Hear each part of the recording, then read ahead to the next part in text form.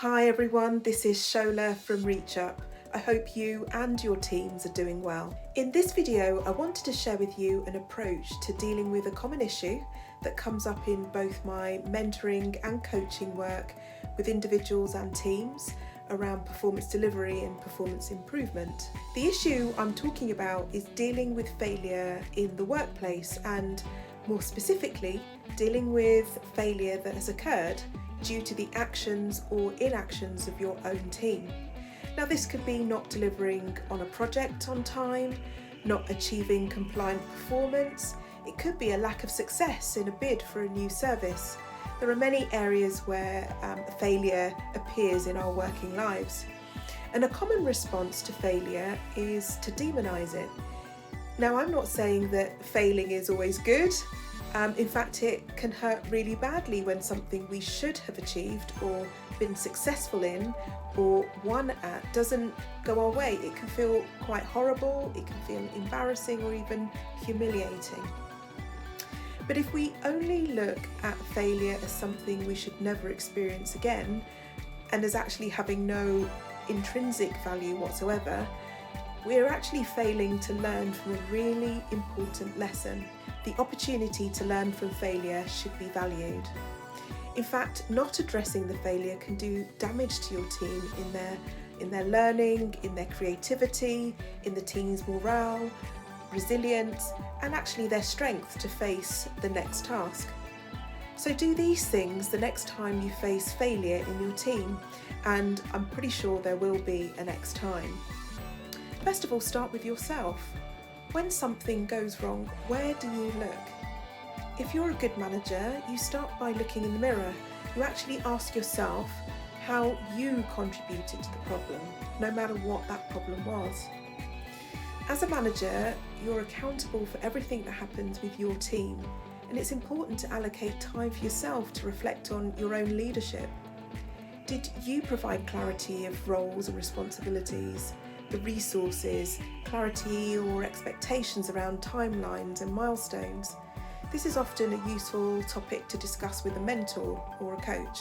Secondly, let's look at the team. When a team fails at a task, it's good for them to take time to regroup, to analyse why they failed, and to be able to develop a strategy that will help them avoid making the same mistake in the future. It's really helpful for you as the manager, really important actually, for you to arrange a debrief with your team and others who were involved in the task. And I would strongly recommend that you do this as soon as possible, preferably within a week of the issue or the failure that has happened. I would also recommend a structured approach to the debrief. So for example, let's say it's a bid for a new service that you didn't win. Start by creating a list of the key elements or tasks that made up that bid application.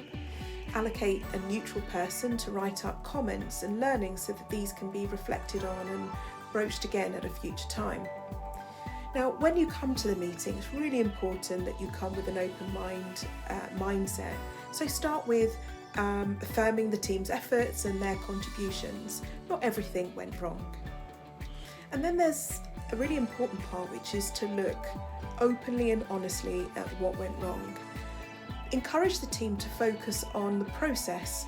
Now, mistakes were made. It's important to understand what those were, and this is a great opportunity for exploration, for learning, not for finger pointing, not for apportioning blame. It's important to invite the leads for each of the areas that were identified to discuss their own thoughts as part of that debrief. Of course, what went right, what didn't go well. It's not likely that everything went wrong, but it's important to recognise where there were negatives, but also the positives, so that they can be repeated. The next part of this is to discuss what to do then next time. Open up the room to input and to comments. What have you learned? What have others learned from the issue? What needs to change next time? Talking these types of issues out publicly gives your team an opportunity to share their own insights, their learning, and really importantly to air any problems or grievances they had with the approach to the task that they were responsible for. Equally, it gives other members of the team the opportunity to share their own perspectives. It's really important that once you've done this exercise that you follow through. What was the learning? What were the key issues that were raised? Was there a request for additional resources, more realistic time scales? All of these things are really important things for you to take forward as a leader so that you're prepared for the next time a task of a similar nature is presented. I hope you found that helpful. I'd be very interested to hear what you as a leader have done to manage your team through a failure. Please like and share your comments.